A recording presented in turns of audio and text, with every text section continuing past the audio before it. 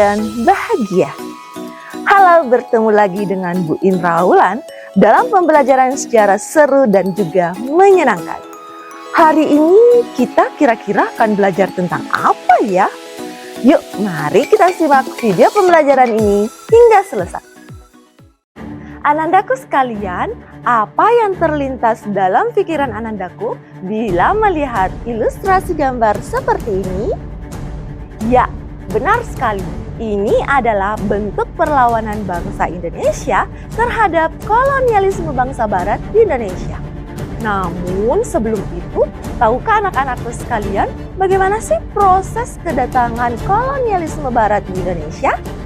Yuk, mari kita bahas satu persatu. Adapun tujuan pembelajaran kita hari ini adalah anak-anakku diharapkan mampu untuk menganalisis kedatangan kolonialisme bangsa Barat di Indonesia. Sebelumnya, mari kita pahami terlebih dahulu apa sih yang dimaksud dengan imperialisme dan kolonialisme. Pertama, imperialisme. Jadi, imperialisme adalah satu paham tentang penjajahan, di mana fokus penjajahannya lebih kepada manusia, yakni di seluruh bidang kehidupan manusia, baik itu politik, sosial, ekonomi, budaya, dan militer. Sedangkan adapun yang dimaksud dengan kolonialisme adalah satu paham tentang penjajahan di mana fokusnya lebih kepada penguasaan tanah, yang dalam hal ini lebih ke penguasaan wilayah dan sumber daya alam.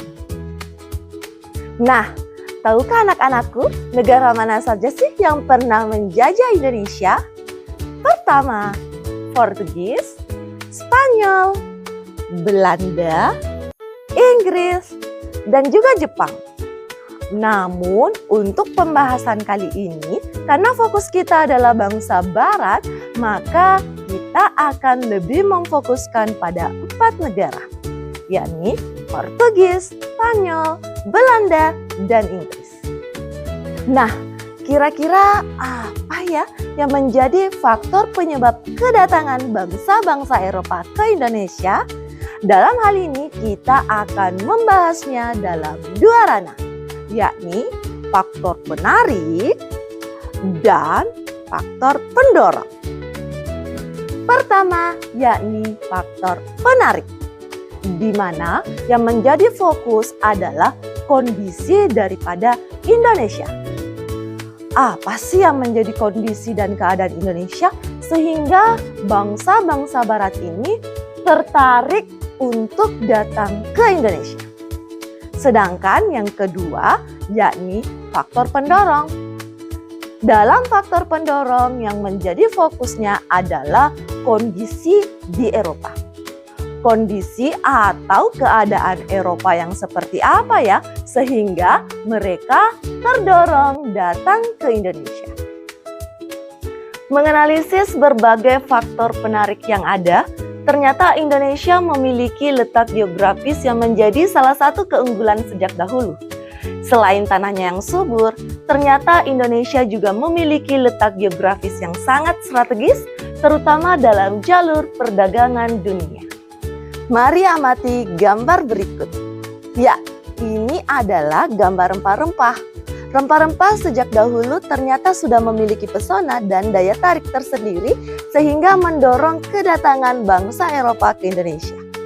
Berikut ini adalah beberapa alasan kenapa sih rempah-rempah itu digandrungi oleh bangsa Barat sehingga nantinya akan mendorong kedatangan mereka ke Indonesia yang menjadi pusat rempah-rempah dunia. Amatilah peta berikut. Peta ini menunjukkan jalur kedatangan bangsa Portugis, Spanyol, Inggris, Belanda hingga sampai ke Nusantara.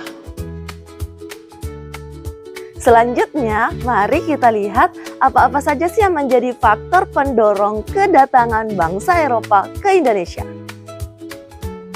Salah satu kondisi Eropa yang menjadi faktor pendorong kedatangan bangsa Eropa ke Indonesia yakni motivasi pencarian daerah baru, yakni akibat pergeseran dari zaman kegelapan ke zaman pencerahan dan juga pergeseran teori geosentrisme ke heliosentrisme. Hal ini selanjutnya akan berkaitan pula dengan motivasi 3G, yakni gold kekayaan, gospel agama, dan glory motivasi untuk meraih kejayaan. Adapun kondisi Eropa lainnya yang mendorong bangsa Eropa datang ke Indonesia yakni jatuhnya Konstantinopel dari tangan Romawi Timur ke tangan Turki Utsmani, adanya semangat rekonquista atau semangat penaklukan akibat Perang Salib, dan adanya perkembangan ilmu pengetahuan yakni dengan berbagai penemuan seperti mesin uap, kompas, dan ilmu navigasi. Demikianlah video pembelajaran kita kali ini. Anandaku yang masih penasaran dan masih ingin berlatih tentang materi yang sama, silahkan memindai link QR Code yang sudah Bu Guru tampilkan di layar. Sampai jumpa pada pertemuan berikutnya. Salam dan bahagia.